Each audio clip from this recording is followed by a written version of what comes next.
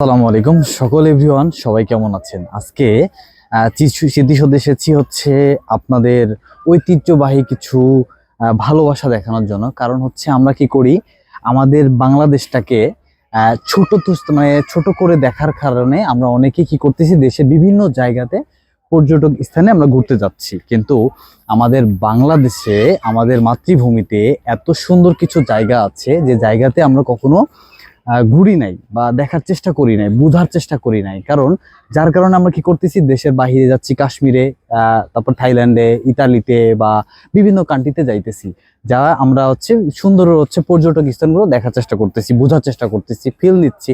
কিন্তু আমাদের বাংলাদেশে যে আমাদের সুন্দর সুন্দর, যে আমাদের এত রক্ত ক্ষয়ে আমরা এত সুন্দর করে আমাদের এই স্মৃতিসত্তা তৈরি করেছি, এই স্মৃতিসত্তাকে আমরা স্থাপন করেছি, সেটা কাদের জন্য? আমাদের বাঙালিদের জন্য। তো আমরা বাঙালিরা চেষ্টা করব যে বাহিরের কান্ট্রিতে না, যে বাংলাদেশের মাতৃত্বে যে এত সুন্দর সুন্দর কিছু ভালোবাসা আছে, সেই ভালোবাসাটা উপভোগ করব।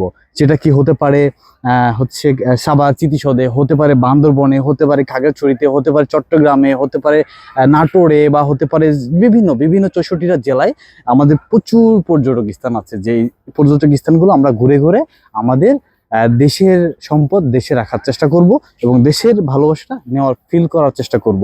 আমরা কি কেউ বলতে পারবো যে এই স্মৃতিসৌধটা কাদের জন্য তৈরি করা হয়েছে? এটা কি কেউ বলতে পারবো? যদি এই কথাটা কেউ বলতে পারি, তাহলে অবশ্যই কমেন্টের মাধ্যমে বলে যাবেন। ভালো থাকবেন, সুস্থ থাকবেন, আল্লাহ হাফেজ।